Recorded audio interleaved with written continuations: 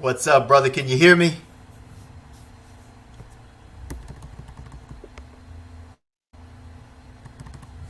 Hold on. We got some technical difficulties. It's me, maybe.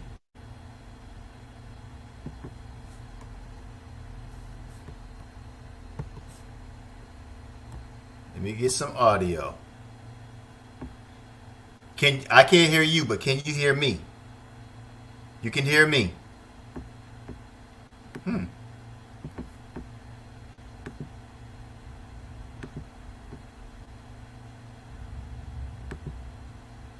Speaker again.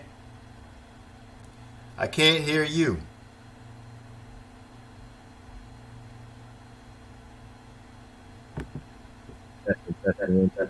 Oh, now I hear you. Yes, sir. Yes, sir. We up and Oh running. man, what's good, brother? It was me. Yes, we got it. We got it. Yes, Oh, we sir. gonna always have it. Yes, I'm good. I'm good. I'm well. Blessed. Wonderful. I'm doing well, brother. I'm doing well. How you doing?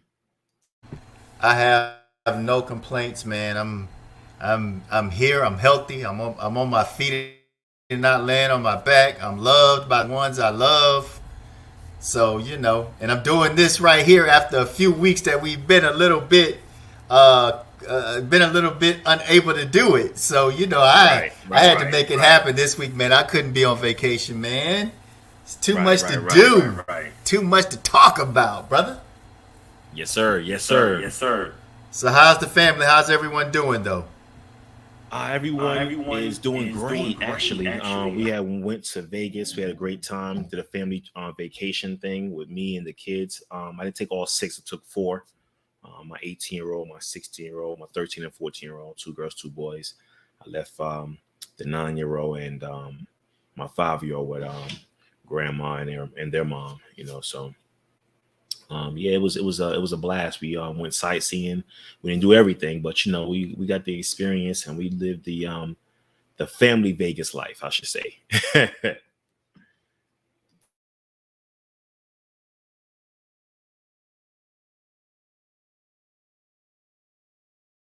I've gotten in such a habit of muting it whenever we're both talking, so that way because I be listening to the rebroadcast. I go back and listen to our broadcast, and I can tell when someone's not on mute and there's more than one mic because it echoes. So we don't hear it. We don't hear it live, but whenever you go back and listen to the rebroadcast, if two mics are open, that's the only glitch that we have with this software. But it works, man. I mean, it gets us going, gets us started, which is a good thing. But as long as family is in that vacation thing, man, and it seems as though are your kids homeschooled? No, they had a week off from school for like a fall break. So there was some type of fall break. They was off for a week. So I kind of took advantage of that time frame in order for us to move forward with that. So it worked perfectly. I worked around the school schedule, so it worked perfectly.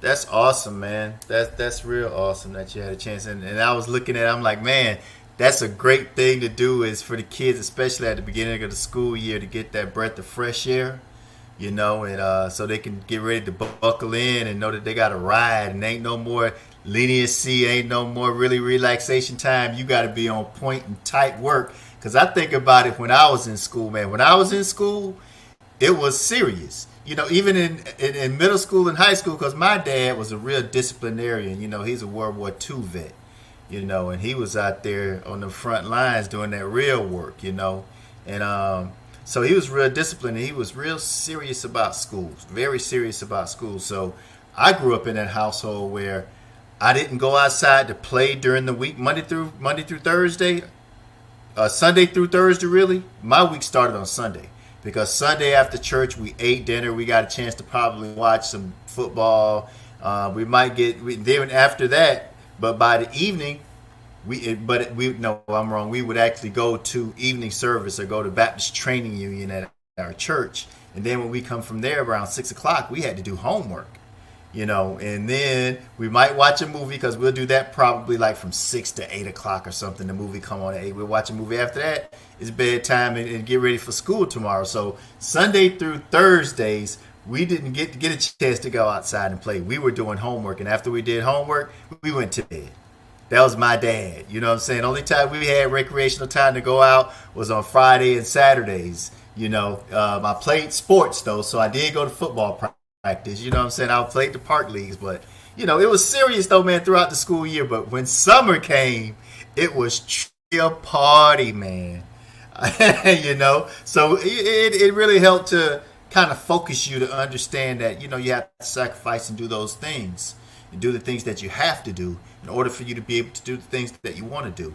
And that's why my summers were amazing, man. My school year was amazing. For me, I lived a movie. I lived in a 2-family household. My dad was a veteran, worked his job for 37 years in civil service. My mom was at home and go to work in the evening with my grandmother. So, for me, it was like a movie, man. It was better than Leave It to Beaver, bro. I bet. And you know what? I would say, too, even when I was coming up, the summertime was the peak of the year. You know what I mean? And the only thing that came close to that was maybe Christmas vacation. Christmas holiday, yep. Right. That's the only thing that came closest. I'm not even saying it's closest. Right, closest. It was way apart still. It was way apart still, man.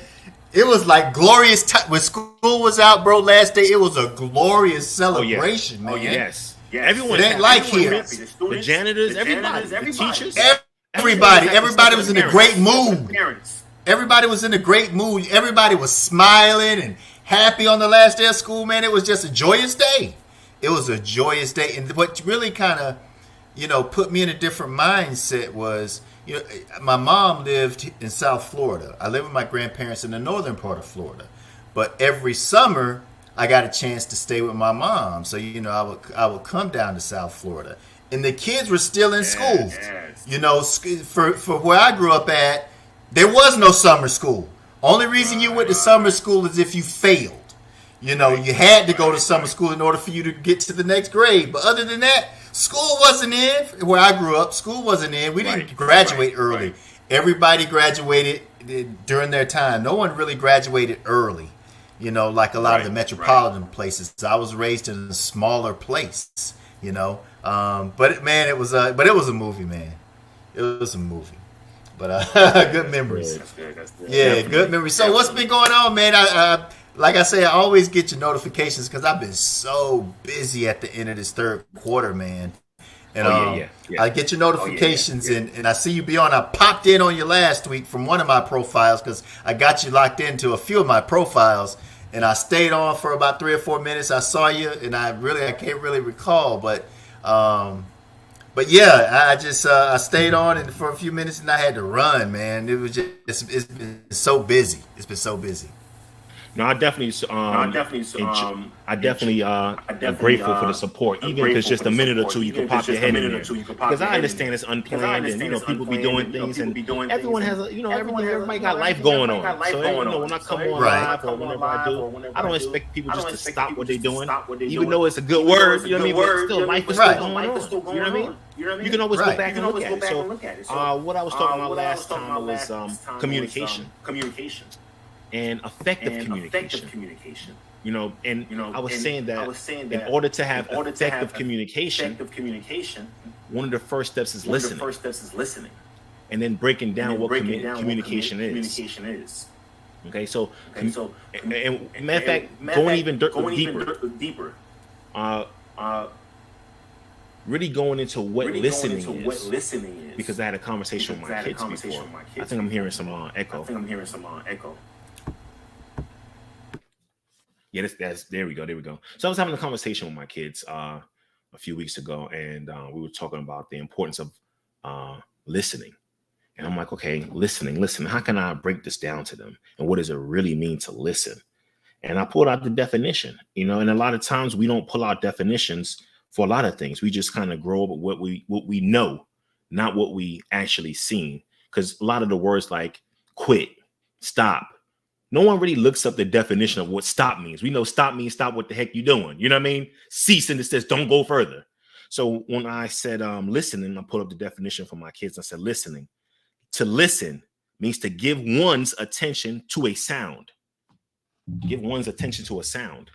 So I broke it down to them. How do you give your attention to a sound? You see what I'm saying? Really broke it down. What's attention? Is it partial attention? You see what I'm saying? It's the attention that you put in, that you want to give. So if you want to really listen, how much of a percentage wise are you of attention are you giving to the person that you're listening to? You see what I'm saying? Am I giving them 50%? I'm just on my phone at the same time and listening.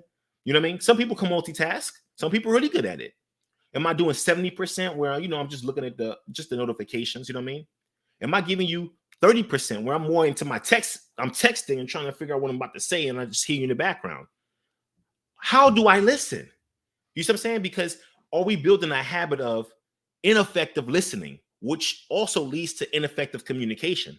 Because if you're not receiving, how can you really respond appropriately?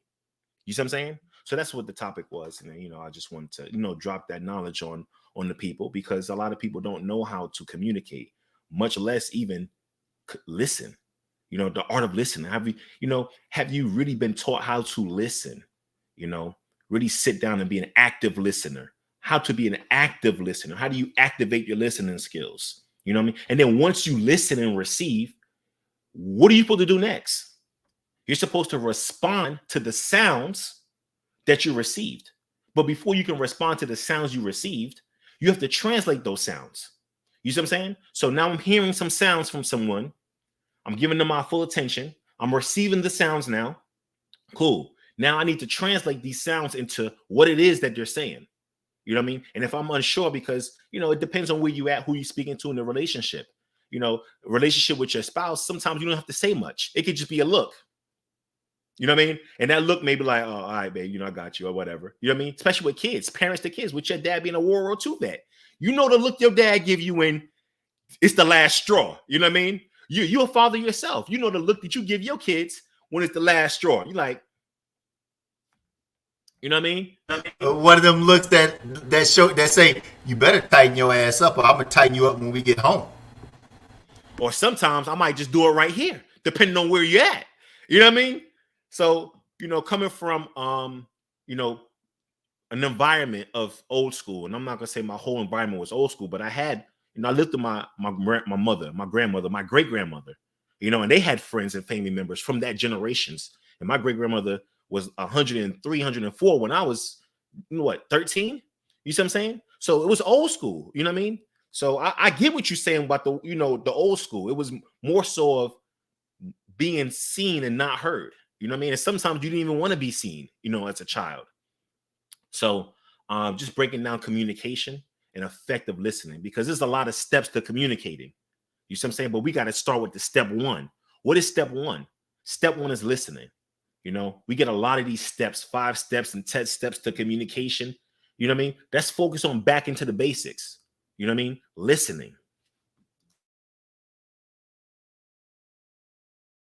Yeah, I apologize about that. That's what my last few weeks has been, that challenge we talked about earlier.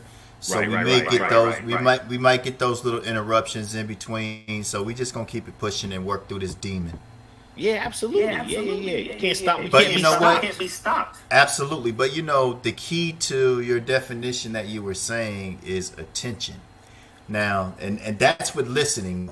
And the reason I say that is because, I've been in sales for over 30 years, and the key to a good salesperson is listening.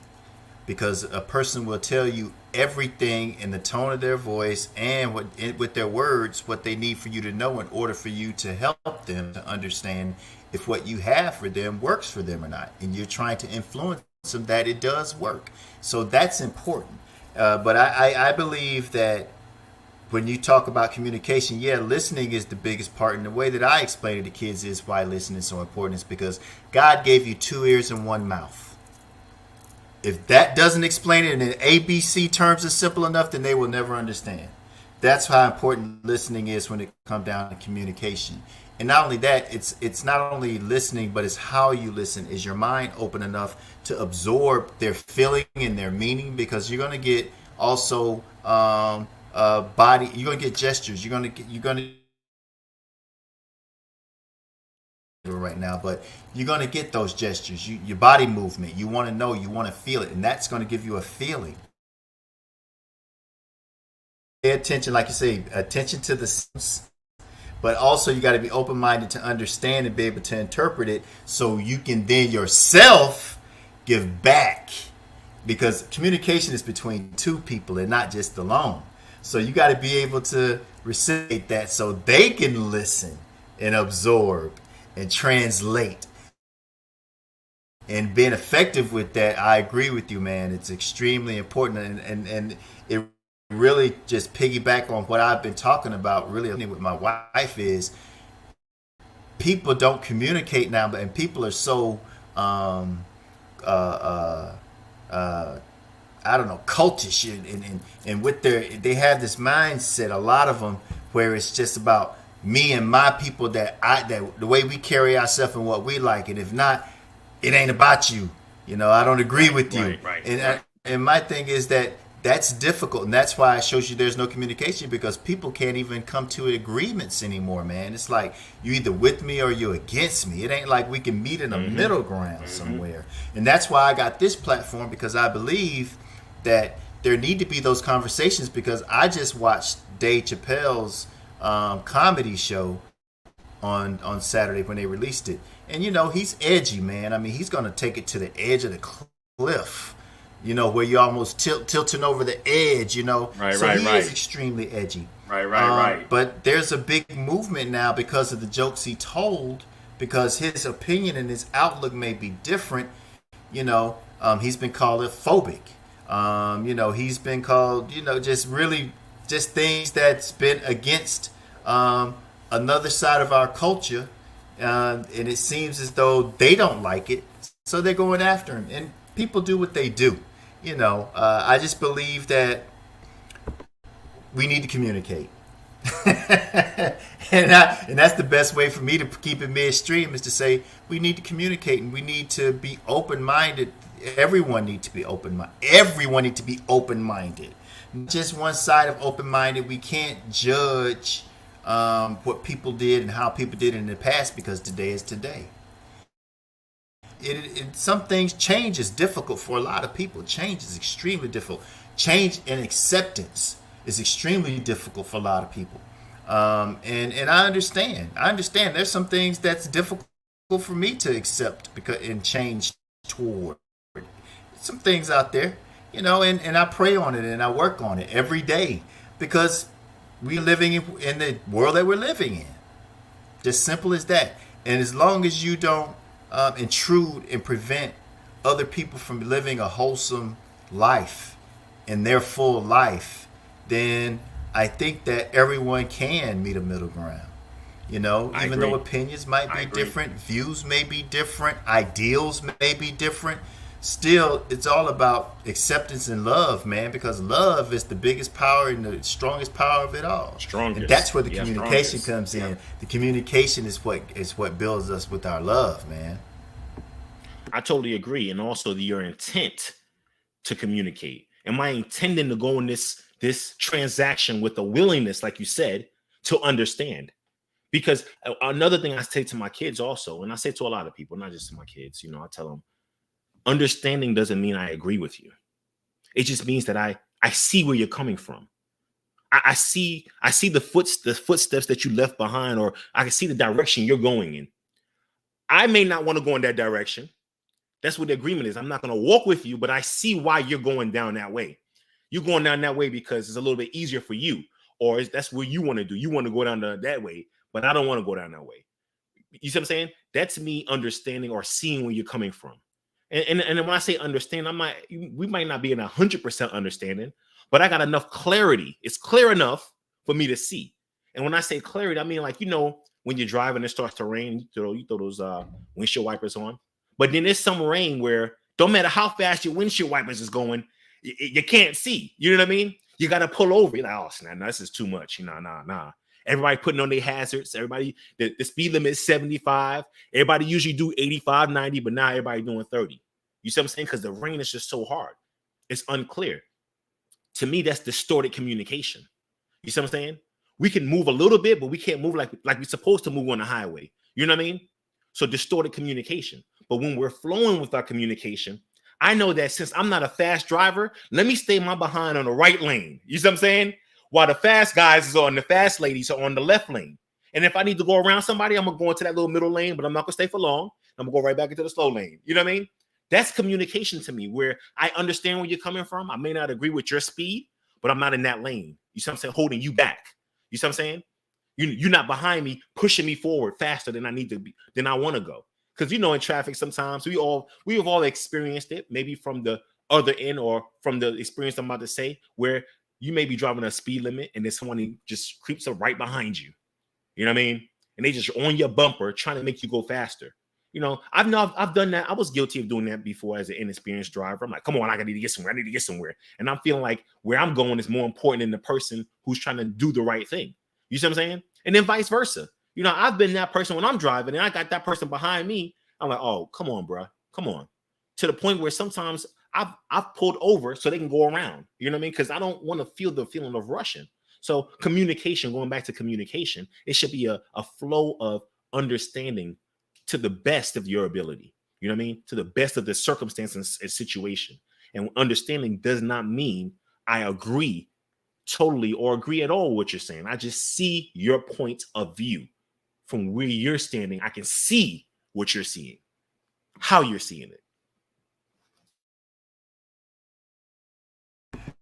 I agree with you on that. But in the one thing in relation with what you're saying, and I think that is an integral part of communication, is I do see where you're going. I don't know the reason. I'd support you if that's where you want to go. But but because I'm not going that way with you, don't make me your enemy. I don't hate you. I'm not mad at you. I don't judge you. So don't judge me. Right. Because I don't go your way. I support you. Go your way. Go right ahead. I'm not going that way. But because I choose not to go that way, don't make me be your enemy or against you because you decide to go that way and I'm not going that way. See, that's really the catch-22 right now. Because that's the point. I see your point of view. You want to go that way. I'm not knocking you, trying to prevent you from going whichever way you're going. But don't throw me in a barrel and say I'm your enemy. Don't try to stop me from going my way because I'm going a different way.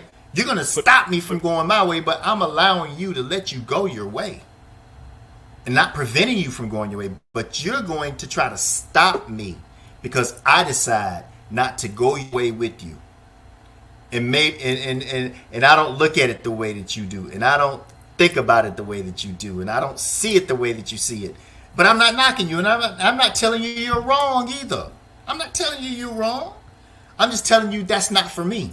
So if it's not for me, don't be mad at me because it's not for me. I don't see it. That's like me going to a basketball game in full tux. Yes. You feel me? How would I go to the basketball game in full tux when I got some brand new Jordans in the closet? Yes. And a brand new jersey of my favorite team. A fresh one. So why would I go in tux? But you want to go in tux. That's cool. You probably want to propose to your loved one tonight or something. I don't know. But because I decide not to go in tux with you, you mad at me now. You're going to pay me back for some reason. I'm going to get you for not going in your tux. That's all I'm saying. And that's the environment that our kids are growing up in, man. And imagine what politics is really going to be like when our kids get there. Oh, before Happy Friday Eve, brother. You know, I always say I toast on Friday Eve. So happy Friday Eve. Let me toss one up real fast. I thought Brother Suave would be in here by now. It looked like he's there. Hold on. There he is. Brother Suave is here. Yes, sir. Let me get him in here before I decide to do this toast. Let me bring my brother in here. What's up? Toast to both of y'all. Happy Friday Eve. Hey, happy Friday Eve. My apologies. Don't apologize. You know we spoke earlier, man. Like brother said earlier, life happens. Absolutely. But you're here. You're here, man. How you feeling? I'm feeling suave amazing. Suave amazing on this suave-tastic Thursday. Yes. Oh man, the crew is back in the Cipher. We got the crew is back in this. Absolutely. So the crew is back in the Cipher, man. And what we were talking about, Brother Suave, I just muted you out because whenever I play this back, it's going to echo. So I just muted you out so we won't have an echo because people will go back and do it on demand. We've been doing pretty good, man, just to let you know, Brother Suave, because we were doing it before Brother Father the Six came into the spot. Man, we did actually 11 episodes prior to today. So we've been holding it down. But yeah, prior to you coming in, we were talking about communication and really, just the temperature and the standoffish of everybody now want to get in their own little group with the same ideas and mentality. And if you don't go with them you're their enemy. I don't like you. I'm gonna get you back for not going that direction with me. I'm putting it I'm saying it, I'm paraphrasing it, but the reason I said that is I watched the debut of Dave Chappelle's comedy show on Saturday, and now I read a tweet today where there's many groups now in a national black group that's trying to get his comedy show canceled because of his jokes. He's a comedian. He talks about everything. But yeah, man, they going after him. And look, I'm not saying anyone's right or anyone's wrong, but I think that everybody has a chance to have fair play. And comedians have always, the world has been fair play for the comedians because no one took it literal and no one took it serious. They're damn comedians. So they make light of things because things are so stressful and tense on our daily lives. They come and take our daily life issues and make it funny for us. That's what they do. And, they talk about things, but yeah, because they're calling him transphobic and other things. And because he did make some transgender jokes. He made jokes about everybody, but they're angry about it. And they're talking about they're trying to boycott Netflix and have them to remove his show. And we were just talking about communication and talking about how important it is to listen and to pay attention and be able to respond and be open-minded when you listen. So whenever you do respond, everything can stay on an even keel, and there could be some balance in the conversation where no one's personally offended, no one's taking it in the wrong light, and that type of thing. But by responding, you got to make sure that you do the same thing. So it goes both ways. And we were just talking about how people are so standoffish now and so caught up on me, and that type of thing that, our kids, by the time they get old in politics, going to be crazy. Since everybody is so cliquish now. Everything is so cliquish. And it's unfortunate. That's why I'm glad I got this platform, because we're going to keep it open-minded. We're going to keep it cool. We're going to have great conversations. Nobody's going to take things personal, hopefully. I think that we're all mature enough not to do that, man. And I'm really looking to build that. But, we were just talking about that portion of communication and really, trying to make light of it where whoever comes in and listen can kind of look at it from a different angle or a different perspective instead of taking things so personally and being so standoffish and aggressive and attackish because someone don't agree with the direction you want to go. I'm not going that direction. I understand your point of view, like the brother said. I support you in whichever direction you want to go, but I'm not going that direction. And because I don't go that direction with you, I'm not your enemy. I don't hate you. I'm not trying to stop you from living a full life. But because I don't go that way with you, don't try to stop me from living my full life. Thinking that, what I'm doing is wrong because I don't go your way. Because that's what it seems like. That's what's going on in a lot of places, man. What you think about that, brother? Let me get you off of your. You're back on now. Go ahead. Okay, great. Well, here's my. I think that there's a universal law where you say I agree to disagree, and sometimes people got to understand it's a big picture here, right? We have a big picture here, so that one small part of this big picture should not define the big picture. So we all live in this world, we coexist. So I'm going to just break it down. So we're going to say this is represent the Black culture, right? This is going to represent the Black culture. So in the Black culture is the LBTQ community, right? Then you got the Christian community. Then you got the Muslim community. Then you got the woke community. Then you got the corporate community. Then you got the Buffy community. Then you got the daggone thug community. Then you got the entertainment community. Then you got the athletic community. They're still a Black community. Everybody got their own philosophy, their own dreams, their own perspectives. So that means because we all have different goals, different dreams, different ideologies, we supposed to get angry with each other? No, you got to be able to coexist and be able to say, okay, and not put the energy onto something that's so small to make it bigger than what it is. But what's happening is people are so preoccupied with not having peace in their life. They filled with chaos. So the smallest thing, they like to blow up. It's like a slippery slope. They find something to blow up because they're not at a level of peace, and anything sets them off. So now watch this. This is the selfish part about those particular individuals. They make zero contribution to humanity. They don't serve, because remember, these are all righteous and great characteristics to sow into the lives of others, giving back and doing these things. But the minute when other people are attacked, they're not interested. As soon as you say something about them, then all of a sudden, they got this self-righteous stuff. Oh, they want to counsel you or hurt you. But when other people are attacked, they're not interested. But they got to realize is everybody has their opinion, certain things they don't like. And also, people got to look at it from this way. I'm going to show you this. What if I was role playing, what am I doing right now? Pretending to smoke. Exactly. Now, so let's say I smoke. That don't mean I'm a bad person. But watch this. Hold on. You don't hate me, but let's say you despise and hate the smell of smoke. It don't mean you hate me.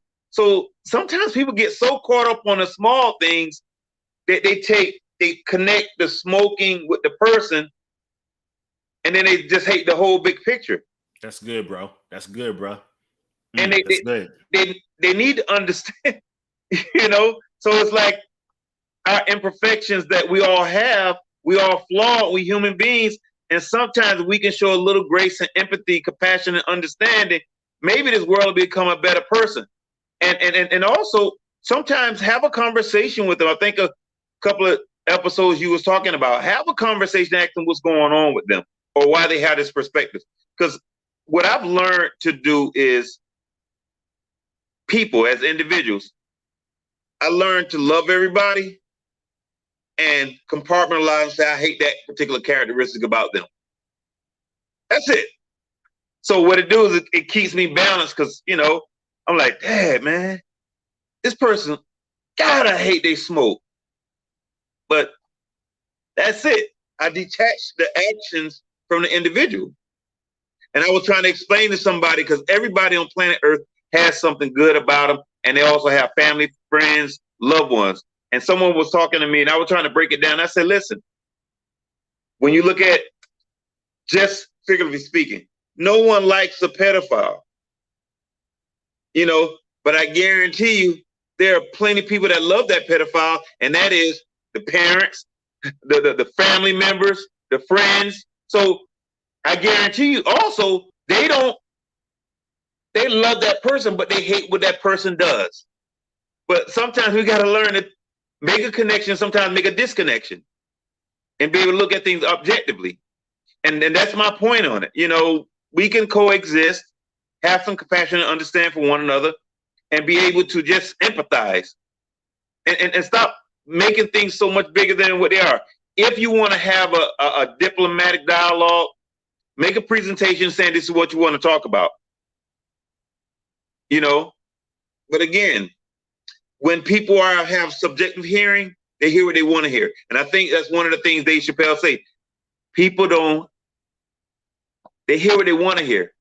Even though he made it as clear as possible, they still hear what they want to hear. So unfortunately, it is what it is. And hopefully that this will pass like any other thing. Well, that was good. I definitely agree.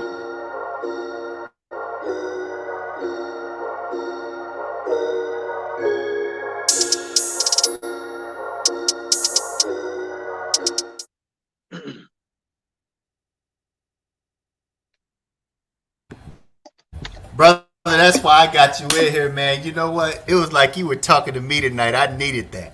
My wife. Me too. It's been so much that I've been absorbing. I've been doing. I get a lot of reading. I get a lot of notifications. I try to stay conscious and relevant in today's social setting. I try to stay abreast of things because I feel that way because whenever I'm around younger people now, because I am just me and my wife, I don't want to be that guy that's not into today and what's really happening out there. And I don't want to go by just media.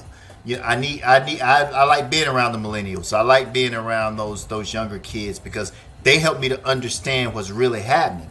I don't want to be removed because I've always been a culturalist. I've always been about our culture. I've always been out there. I was a popper. I was a break dancer. I was a rapper. I was all of that. For real. So I love culture. I love our culture. Our culture is our style, and our style is our culture that empowers us because there's no other culture on this earth like Black America. Nowhere. So I needed that from you today, brother. Especially what I learned is I got to learn how to compartmentalize things with the individual. I needed that, brother. I thank you. I really do. You were talking to me tonight. I appreciate that. Everybody out there, that's why I got my brother in here. And you're right. And a lot of times, I tell myself and I tell my kids this: when you're trying something that's not the norm for you, start with practicing that. You see what I'm saying? Because I don't expect anybody to just come out and change who they are instantaneously, when a lot of times it took a lot for us to put into us to be where we at that moment. You see what I'm saying? So, that mindset or whatever mindset that individual has, or I have, I'm gonna use myself, that I got that from over 35 years of experiencing that particular concept. You see what I'm saying? It may take another 35 years to undo. We're not even talking about learning something new, just undoing it to be able to get in there. You know what I mean? It's like, and I'm not a mechanic, so I might say this wrong. Forgive me, my mechanics out there. You know what I mean? Somebody put water or something in a gas tank. They got to flush the entire line. You see what I'm saying? And flushing the entire line maybe one time, maybe two times, maybe 3 or 4 times, depending on what's in that line. You see what I'm saying? And if it's backed up or something, you know what I mean? Like a toilet. That's a perfect example. We all had clogged toilets before, where you know what I mean? And then you got to get the snake, and then sometimes the snake got to go all the way, and you get a piece, and like, oh, now I got to go back in there. Especially homeowners, you know what I'm talking about? When you just, I ain't calling Mr. Plumber. He gonna charge me $300. I could do this in about an hour. You know how fellas do. I could do this. You see what I'm saying? So I definitely agree with it. You know what I mean? It may not take. We have to take time with change, and we have to practicing. Start with something small. You know what I mean? If that bothers you, that smoke bother you, because I remember back in the time you can go in a restaurant and they had smoking and non-smoking. You see what I'm saying? And the people who didn't like that smoke, guess what they did? I'll go in a non-smoking area. You see what I'm saying? That'll be fine. I'll wait. That's cool. I'll wait. And then people who I can tolerate it. I just want to eat. It don't bother me. Pop smoke all the time, so I'm good. Put me over there. They'll tolerate it. So my advice to people, is if it's something that you can't tolerate, don't turn on Dave Chappelle. You see what I'm saying? Don't turn him on. And if you happen to get a glimpse, what I do, this is just my advice, personal advice, I just leave. If I say, I hear people talk about stuff I don't like on social media or any type of communication. If I don't have to engage, I disengage immediately. You see what I'm saying? Because I know what brings me down. and I don't want to come down with what I see. Now, if it's accidental, I get it, but just remove yourself. You know what I mean? You know what? As I dissect this, and sometimes I think I overthink, but then I think I appreciate the way I think. You know, we have subconscious things, right? So sometimes we say, if I don't want something in my subconscious mind, I pick and choose what I decide to watch or listen to. I go to the type of movies, I listen to the type of music, I purchase the type of cars, I go to the places I like to go. But what happens is, and again, people are hurt. Instead of they taking time to invest in themselves, do some self-loving and some self-care, they hurt others. So that equates to hurt people. Because at the end of the day, you know, when you, like some of the people with R. Kelly who made a decision that they were not going to buy his music. Watch this. Period. Point blank. That's my way of saying I'm not going to do it.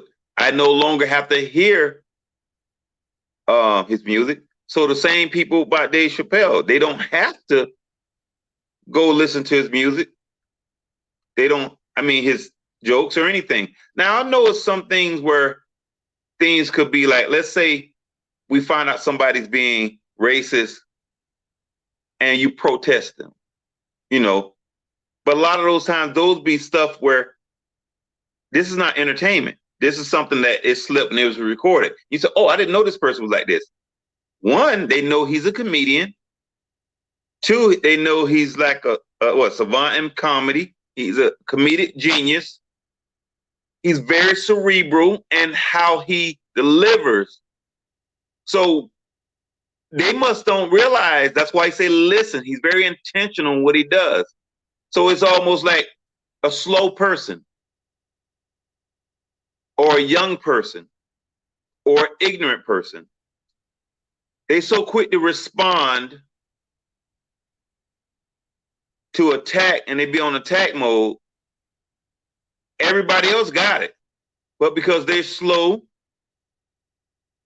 ignorant, or just don't get it, a month later down they're like, that guy didn't get it. But they already then created a war, embarrassed themselves, and made something really big because it was a disconnect. Because he breaks it down and say, this is what I'm doing, this is this, and it's not this group, it's this group within the group. And he stresses it. But because they're not hearing, it's a disconnect, it's not registering. That's why in psychology we use process. You know, when you tell somebody something, they say, no. I said, it's okay, you didn't process it. Oh, don't tell me I didn't process it. The next thing, next session, I'm sorry, I see it now. It registered. And now I apologize for what I did. I shouldn't have said that, because they gave them a chance to process, because they're so impulsive. And these people are constantly just trying to hurt people because the reality is they hurt. And a particular group, and I'm not going to go any farther than this, a lot of groups have a lot of trauma, and they haven't addressed their trauma, but they quit to address other things, not realizing everything, how they reacting, because they lack of emotional intelligence, is only signs and symptoms and the characteristics of their trauma. Instead of addressing themselves, they quit to be on attack mode. And unfortunately, they're not taking time to invest and make a commitment into themselves. They're just ultra sensitive, and everybody got a right to feel a certain way when they feel personally attacked. I'm not second guessing that. But sometimes when you're dealing with some post-traumatic issues. You're very sensitive, and you're not realizing that sensitivity is probably coming from that trauma, and you haven't really addressed it, you know? So therefore, once you educate you on yourself on it, you will know how to respond versus reacting to everything. That was well said, bro. That was well said. You know what I mean? Well said. You know, and I say this one thing. I say this another scenario to my kids. I'm like, you know, you have to adjust to the environment you're in. You know what I mean? And adjusting to the environment means if it's too cold in someone's home, maybe I should bring a sweater. You know what I mean? If it's too hot in here, maybe I shouldn't wear a sweater in here. And if it's just unbearable, I can't come in. You see what I'm saying? It's unbearable to me. You know what I mean? It's something I don't want to bear or I cannot bear. So I'm not even gonna go in your house, bro, because it's too cold in there, bro. If you want me to come in, you're gonna have to turn the heat up a little bit, or vice versa. I know some people's homes it's hot. You know what I mean? Like it's just 90 degrees all the time. I'm not talking about during the winter, the summer. It's 90 degrees. And that's how some outlooks are. Some people have outlooks where their outlooks is 90 degrees. That's the temperature they're used to. That's the temperature their kids used to, their household, their friends. You see what I'm saying? Their group of people. So when I come into a different atmosphere, a different environment, and it's different for me, and I cannot, or I have to adjust or remove. So I definitely, everything you said on the psychology side is on point. You know what I mean? I get it. You know what I mean? And I totally agree.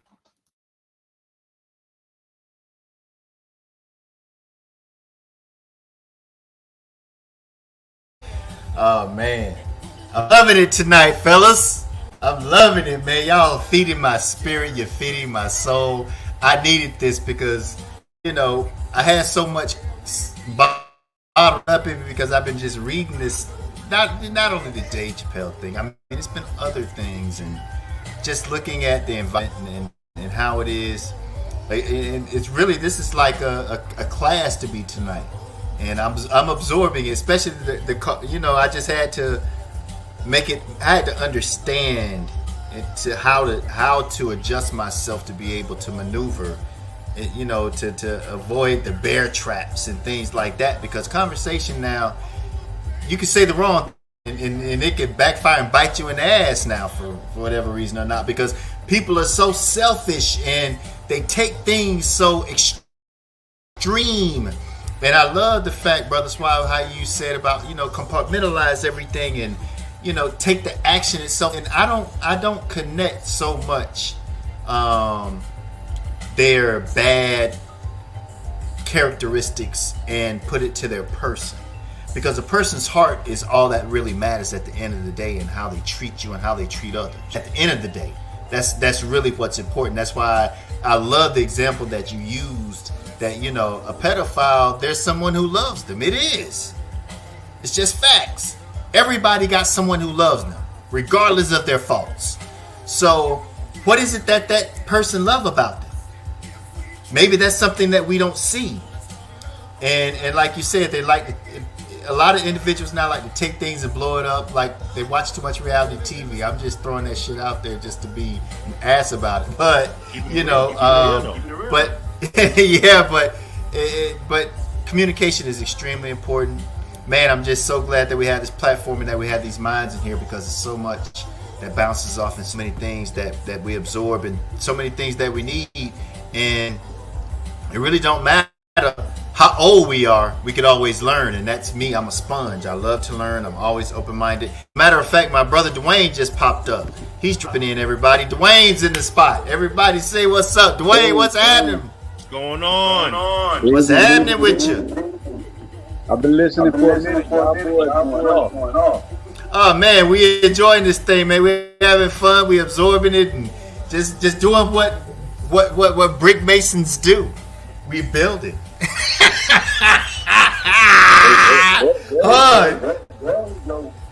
There we go. We building, man. We building, man. That's what we doing up in this spot. That's what's important. Especially look at the screen. You see those bricks? Look how they built. Huh? They Hey, balancing too. hey. Right there, what's on that screen is white America's worst nightmare. What's been Touch going on, that. black man? What's good with you?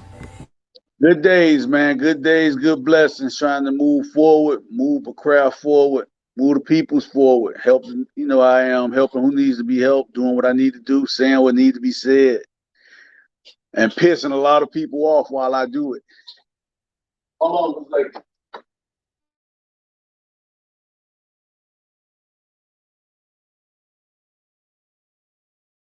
Fellas, this brother, he's very active in the community. Like we were talking about earlier, brother Suave. You have a lot of woke people that's still unconscious. I say that, and people be trying to say, "Well, what the hell are you saying?" And the disadvantage is they've turned that term woke in some places as a negative term because they'll throw it out there randomly is like a joke. But there's a lot of woke people who is unconscious. But those of us who understand that service do beget wealth. So we know that having a servicing part of your DNA that's there, you're gonna get wealthy. God's gonna take care of you because you're taking care of His people. And that's one thing that this brother has done for years now. I met him actually when I was coaching a team, a park football team. We ended up connecting, and that we were traveling in with him, and he's very active in the community. He stands on the square, and he just does a lot of good things, man. And we continue to communicate with each other and engage with each other to make sure that whatever God put us here for to do, we're gonna finish it out, just like what we doing here. So then every Thursday he will send me a message and say, "Hey man, what's the link?" But we've been ghosted in the last few Thursdays because I was having my technicalities, But I'm glad to have him in the spot. How you been, brother? How is the doing? Okay.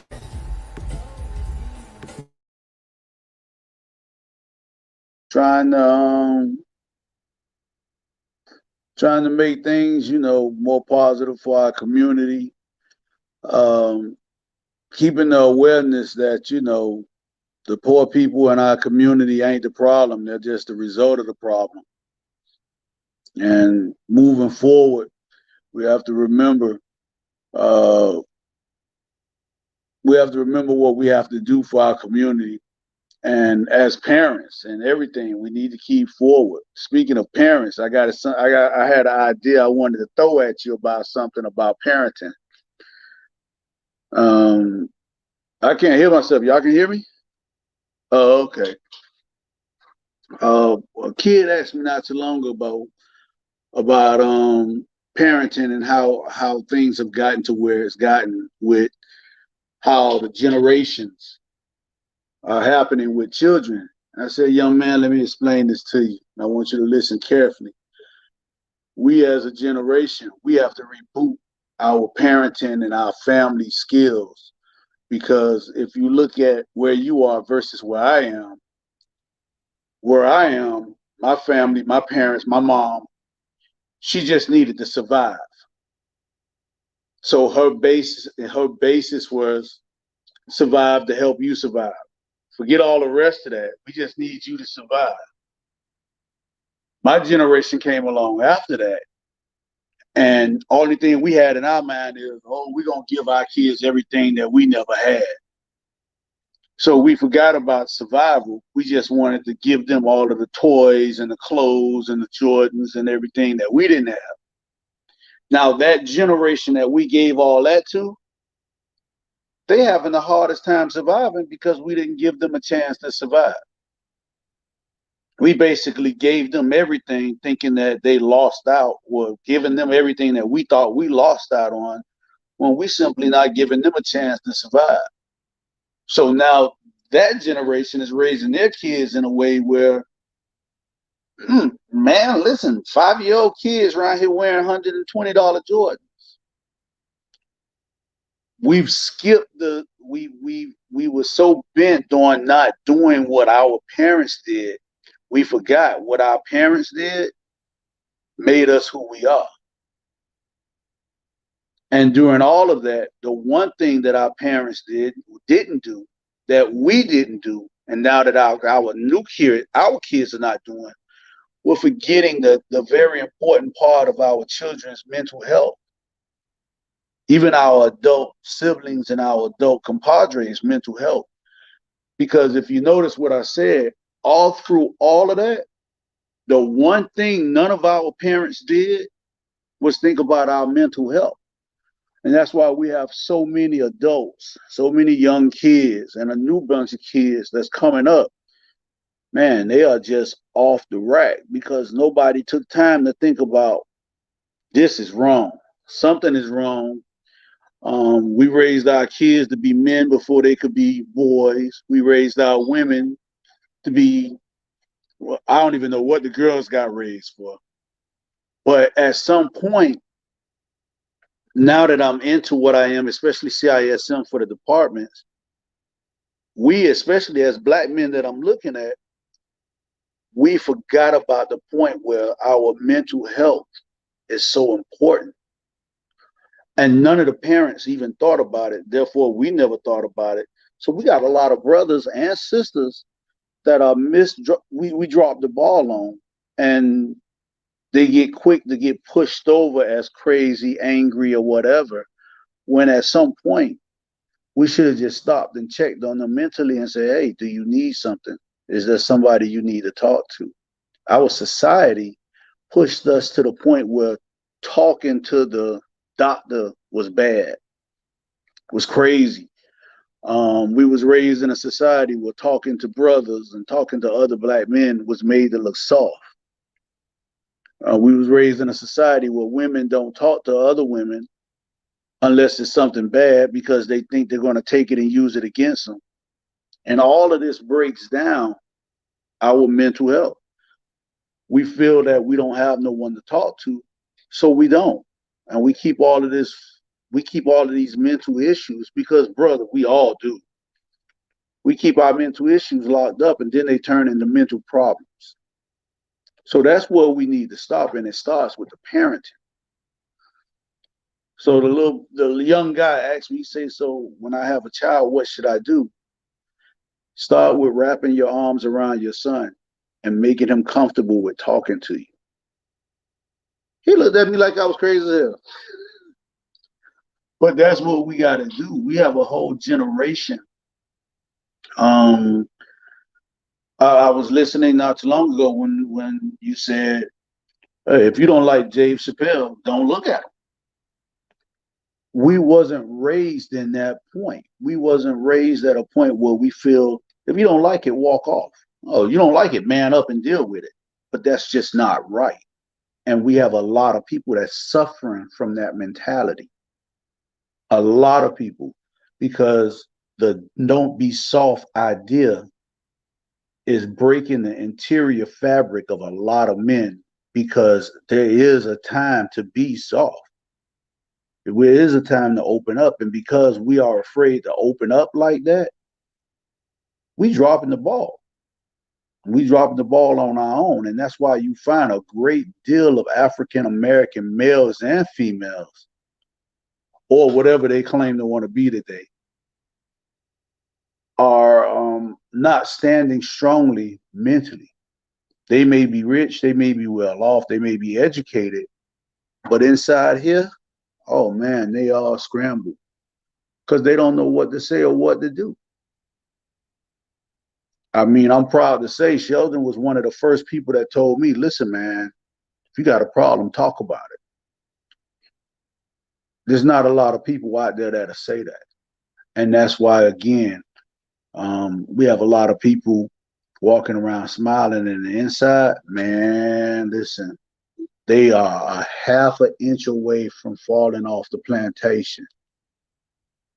So I say that to say, starting with ourselves at home, we have to start talking to our brothers, our children, our sisters, our wives, our daughters, and letting them know that it's okay to say what's going on in your mind. And we have to put that back into our teaching of our family establishment. Because without our family establishment and foundation, man, we're going to just go right back down into the water like they say California going in a few years. And that is real. Well, I like that. I like that, bro. That was priceless. I appreciate that, brother Dwayne. That's food for thought. That's for sure. And the one thing, like I said, the one thing, brother Suave, got me tonight. The word that's going to continue. That my word of the week is compartmentalized. You know, I'm having a little problem trying to say it. It just ain't coming together for me yet. Compartmentalize things, because I guess maybe the way that I was raised, and I guess maybe the household I was raised in, I respect what you're saying. I see your point of view. At the same time, the world don't give a damn about your mental health when you get out here in the world. Let's keep it real. So it's about loving. Of course it is. But that's why Bezos worth 112 billion. That's why what's his name? From Tesla, he worth whatever he is worth in billions, because there is no emotions and understanding in the real world.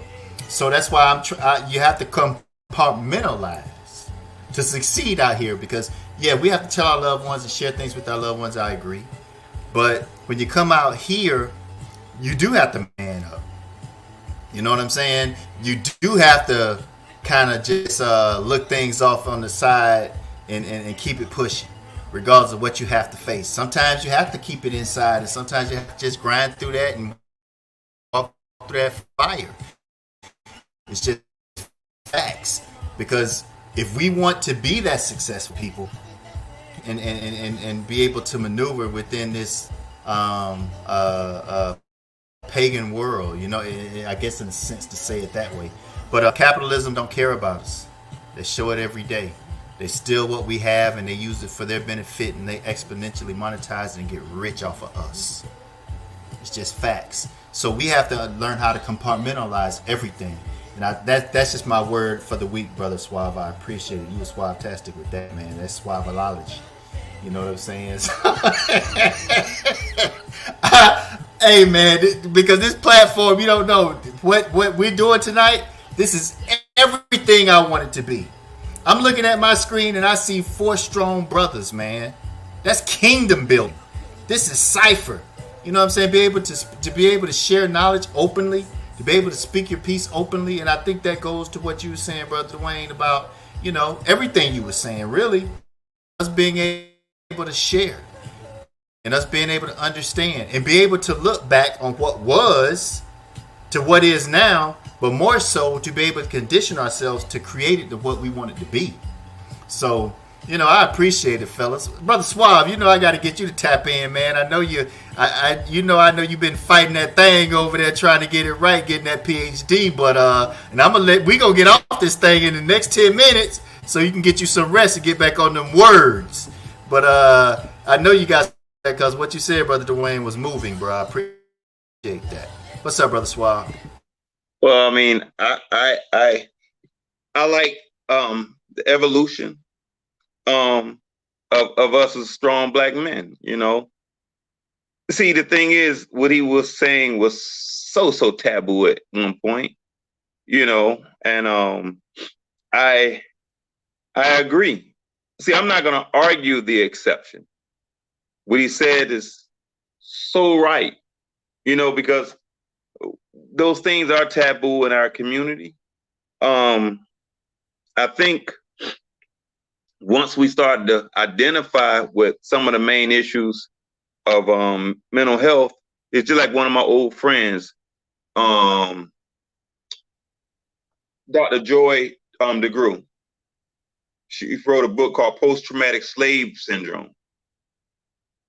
And a lot of that stuff comes from historical mental health and all the trauma we had to go through it. And so when you were saying sometimes we had to man up, and sometimes, but because of always forcing ourselves to be in that situation, we don't address our stuff. And so it creates generational dysfunctions. So we have to be mindful that our mental health is imperative that we address it. This is why we have we're so hyper vigilant and guarded amongst each other. because these are mental health issues, because everything starts here. So when we sitting there thinking this brother's about to hurt me, it's almost like when they made us fight against each other, the two bucks trying to fight, because we was on survival. And when you on survival, you always think you have to do, and sometimes you got to take it. And so, see, the thing is, I benefited from that, understanding mental health as a child. That's why I was that 14-year-old kid, knew that what I wanted to do, because I understood. So I talked about it. That's why things were so easy for me, because I understood mental health. I understood it all started here. And you know how sometimes they used to talk about, you know, how all the things I told you we did, I was in college.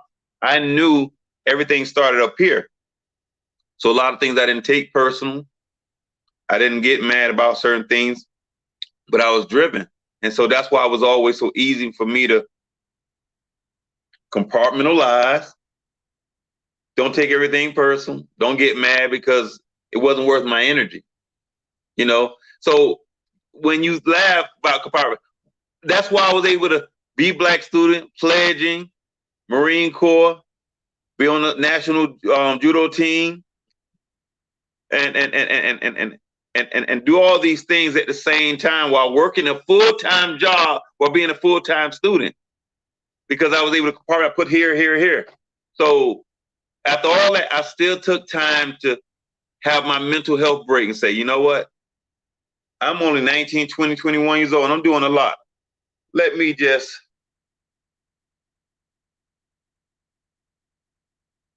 breathe. And it helped. And I made that part of my life all the time. See, if you notice, I do a lot of things when it comes to self-care. See them hands? I always see that fresh thing? I keep myself, because I understand this is here. I need to take time out to give myself a mental health break, self-care. We got to do that. And we teach our young kings, you know, see, overcompensation is never good. So when we teaching about trying to be extra hard, we got to teach them how to be balanced. You know what I'm saying? Be balanced. And that's real therapeutic to understand balance, you know.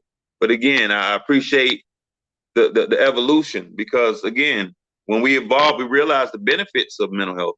And that's why I always been so committed to my profession. You feel me? So that's all I got to say for tonight. You know, we had a long cipher. You know, I was all coming in all late, but hey, it was right on time.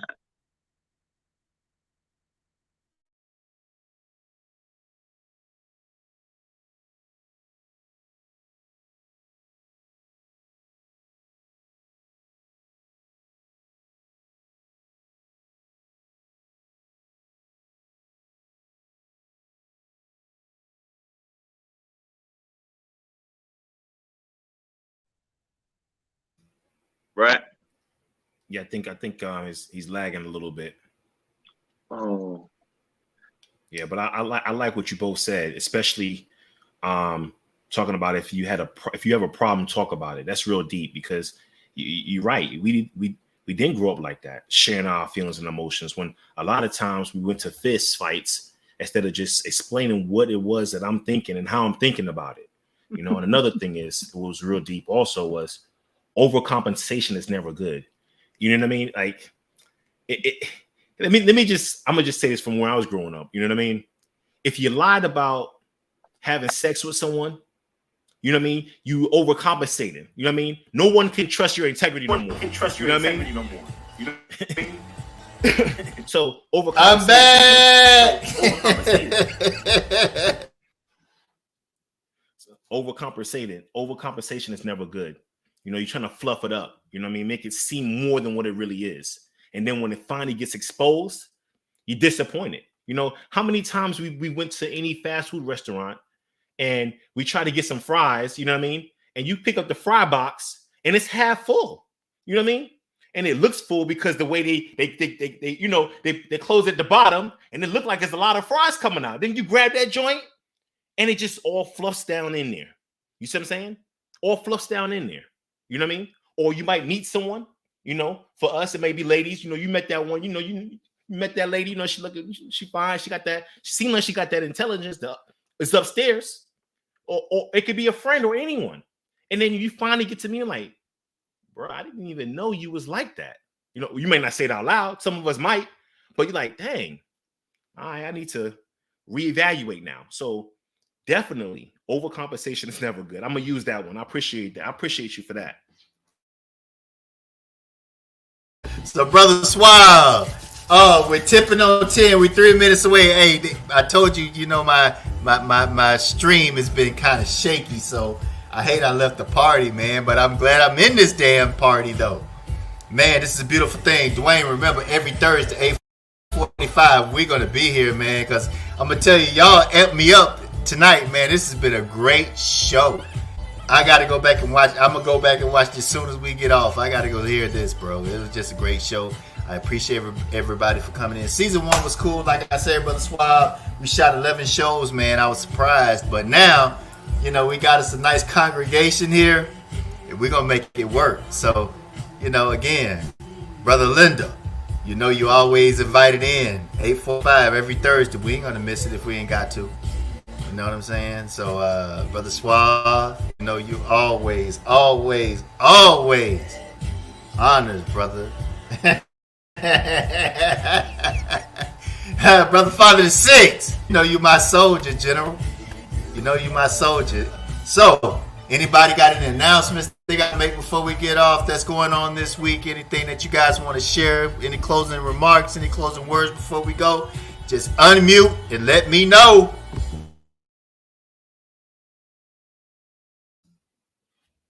I just want to say, as usual, I appreciate being on this platform with all of you brothers. Brother Dwayne, you just, you know, I just want to say this, and, you know, no cap on this real quick. I admire you for working out or working with the community, especially the youth. You know what I mean? That they're comfortable enough to even come ask you, like, how am I supposed to be a father? You see what I'm saying? That takes, I grew up in Brooklyn. It takes a lot for someone in that environment to really be vulnerable, because that's a vulnerable question to ask another man, and you have to be having that. You have to have that trust, a rapport with that person, man or woman, rapport. So to see that those young men, those young people, even people in the community, I don't know you like that, but to hear that, hey, much respect, much big ups. You know, Brother Suave, you know, you going for your doctorates. That's admirable. You know what I mean? At one point in time, people like me growing up in Brooklyn didn't think that people like you and us can become a doctor outside of anything, even medical profession. I didn't even see Black doctors in the hood. You see what I'm saying? And Brother Sheldon, for bringing us together, man. This is beyond. You know what I mean? So thank you for this platform. Thank y'all for y'all gems and jewels. I'm always a student, but I appreciate being in this classroom. That's what I got to say.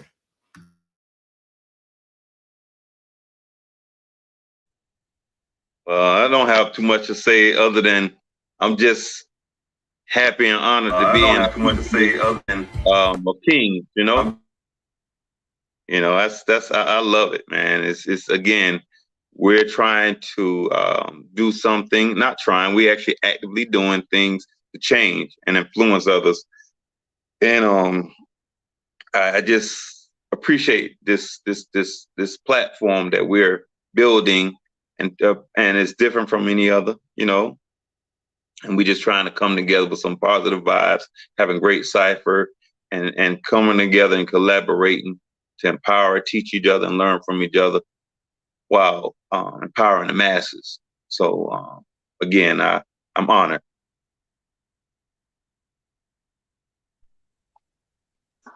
Once upon a time in the projects, that's how it starts. I know y'all all know that song. Man, listen, we got to be as much wisdom as I think I know. I wake up every day with a vacuum on my ears, listening for more to learn. Everything that I know came from somebody before me. Everything that I've heard came from somebody before me. The only things I know from me is the things I've lived. Brother Sheldon, man, you know I could never, ever give you enough props, because a lot of the steps that I was taking and the way that I am now came from you, from being a father, learning how to handle my own son at a time, to business wise. So, you know, one of the things that we was stripped of was the ability to give props to our own.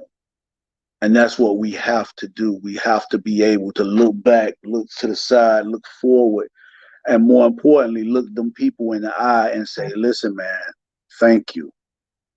And right now I'm looking all of you in the eye and I'm saying thank you, because every time a brother speak, it's something to learn. So I learn from you guys and I say thank you.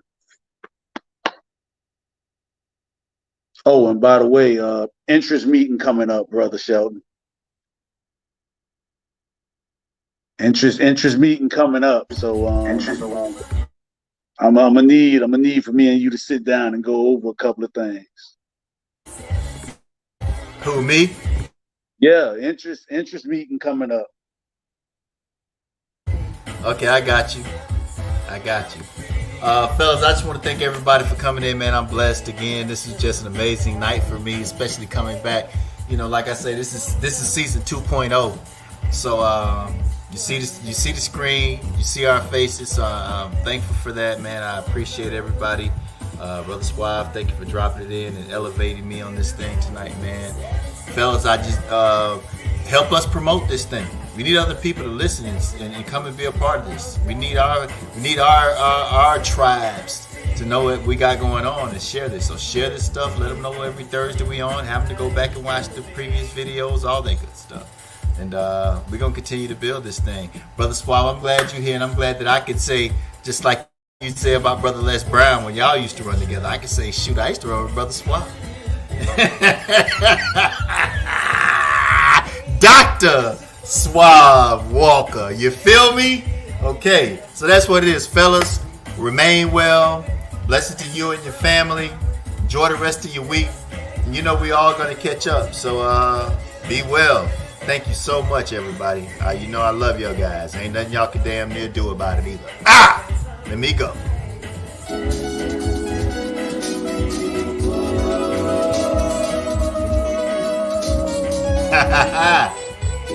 Happy Friday Eve, everybody.